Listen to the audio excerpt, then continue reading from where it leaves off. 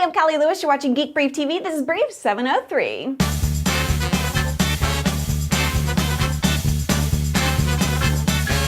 We had suspicions that Google would be advertising during yesterday's Super Bowl, and in the third quarter, they did.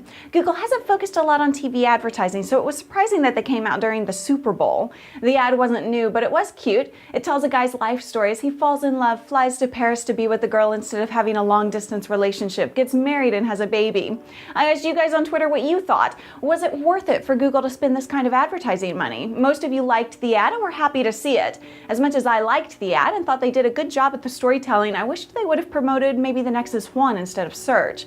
Maybe they didn't have time given Super Bowl deadlines and all, I don't know. Aklua on Twitter felt that it tells advertisers to spend their money on TV ads, not web ads. Big mistake.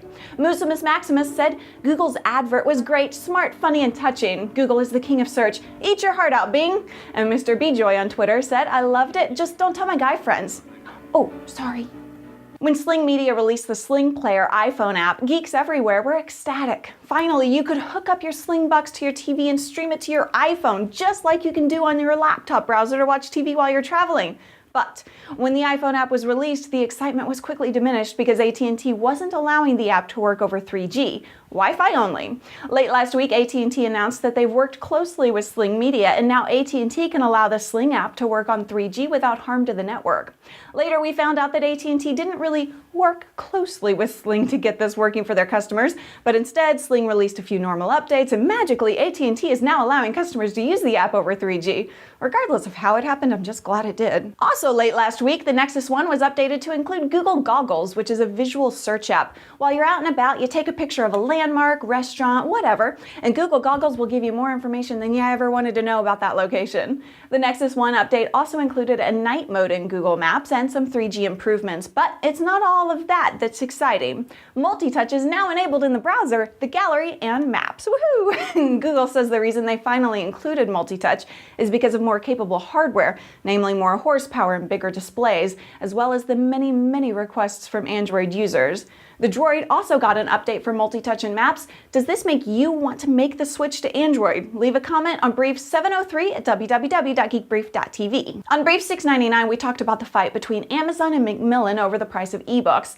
Amazon wants bestsellers to sell for $9.99, and Macmillan wanted them to sell for between $12.99 and $14.99. Hachette is the third publisher to make the switch to the higher price. The other one was HarperCollins. We knew Steve Jobs was meeting with the major publishers before the iPad announcement, and now it looks like we're seeing the result of some of what was discussed. I love when people make crazy little contraptions.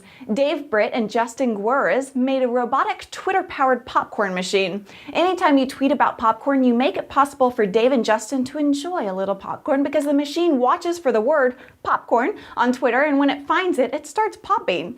You can watch the entire video at www.callielewis.me/popcorn. So if you start to see me tweeting more about popcorn, maybe a little bacon popcorn, you'll know why. You can follow me on Twitter at twitter.com/Callie Lewis, and you can join the Facebook fan site at facebook.com/Callie Lewis fans. Brief 703 was brought to you by Squarespace. Jack Irby used my coupon code GEEK at squarespace.com to build himself a great looking website, wiredtowine.com. When you do it too, you can save yourself 12%, and when you do, be sure to let me know about it. Thanks so much for watching. I'm Callie Lewis. Bye!